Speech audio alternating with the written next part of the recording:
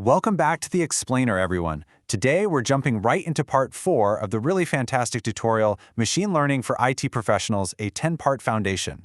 This is put together by Virtualization Options LLC, which is a great technology research, education, and advisory organization based out of Colorado.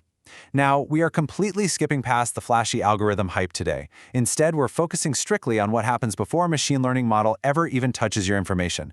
You know, everyone loves to talk about the magic of AI and these massive neural networks, but the unglamorous reality, preparing your data is absolutely the most critical phase of the entire machine learning life cycle. If you get this phase wrong, literally nothing else matters.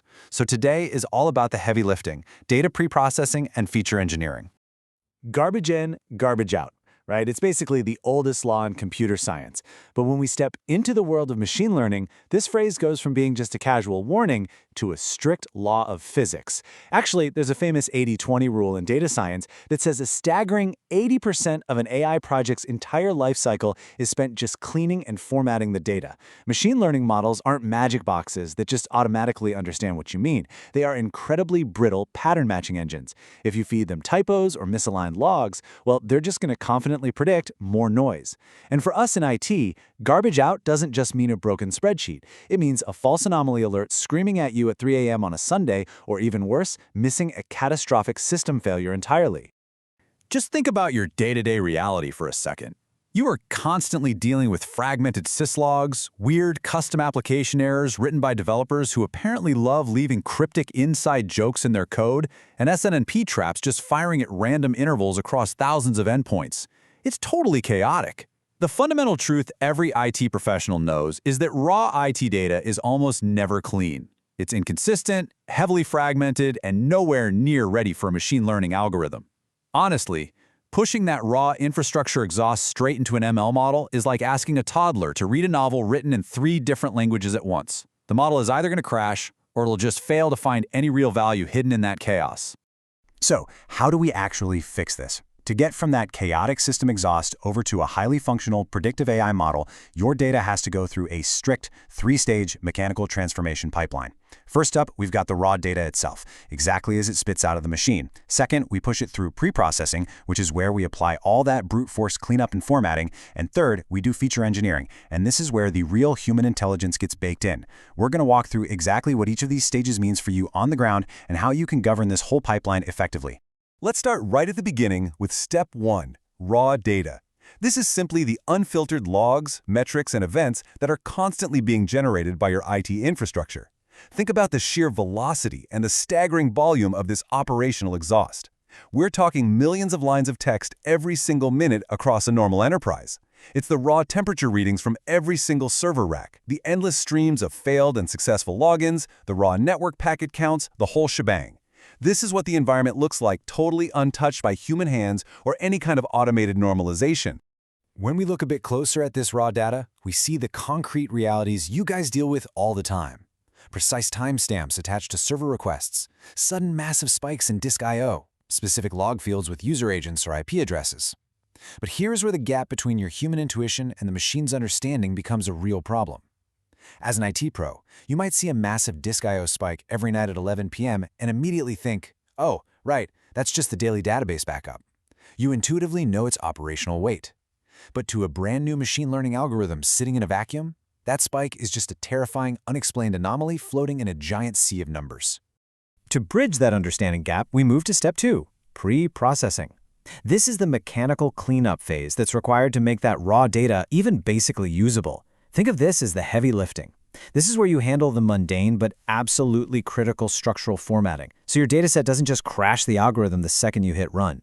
For example, this means normalizing all your timestamps, so half your servers aren't reporting in UTC while some stubborn legacy hardware is stuck in Eastern Standard Time. It means deciding what the model should do with missing values if a network sensor drops offline for a minute. You are quite literally scrubbing the data clean here. All right, once the data is scrubbed and formatted, we enter the final and, without a doubt, the most impactful stage, feature engineering. If preprocessing is like washing and chopping up the vegetables, feature engineering is where you actually cook the meal. This involves transforming that preprocessed data into contextual, really meaningful signals. It's where raw numbers finally gain actual business meaning. We're actively taking those sterile data points and molding them into explicit characteristics or features that directly highlight the underlying patterns we actually want the model to learn and predict. And this brings us to a really crucial realization from the tutorial. In the world of machine learning, your IT knowledge is a genuine competitive advantage. The algorithms, they get all the magazine covers and the hype. But feature engineering is where your deep understanding of the infrastructure becomes an absolute secret weapon. Think about it. A brilliant data scientist might know the advanced calculus behind a complex neural network, but they don't know your specific network topology. They don't know that a sudden CPU spike on server 4 is just an annoying quirk of your legacy finance app and not some massive security breach. That specific context, your context, is what makes feature engineering actually work. Let's look at a quick example. Take a very standard timestamp pulled right from a server log, October 14th, 2023, 02 a.m. To an ML model, a continuous string of numbers representing a date and time is super hard to parse for recurring patterns. It just looks like a random, unique number. But using your domain expertise, you know that 2 a.m. on a Saturday is your organization's scheduled maintenance window. So you engineer a new feature. You translate that raw timestamp into a simple yes or no category called is weekend or is maintenance window.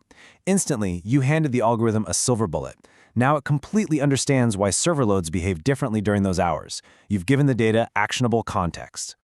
Ultimately, that injected context dictates whether an AIOps model detects a critical anomaly or misses it entirely. That contextual translation, taking a raw metric and turning it into a human-understood category like is_maintenance, is powered 100% by your domain expertise. Without it, you end up with massive alert fatigue from false positives, or worse, catastrophic missed outages because the model simply didn't know what it was looking at. The machine learning model is quite literally only as smart as the features you engineer for it. Translating your system realities into these engineered features is the sole difference between the success and failure of an AIOps deployment in your data center.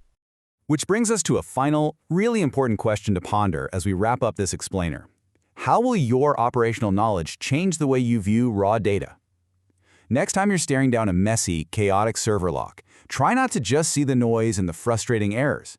Start thinking about the signals hidden inside all that. Think about how your unique IT perspective can transform that raw information into powerful, engineered features that will actually drive the machine learning lifecycle forward. You aren't just maintaining infrastructure anymore. You're the architect of the data that's going to train the next generation of IT intelligence. So, what hidden signals are you going to uncover tomorrow?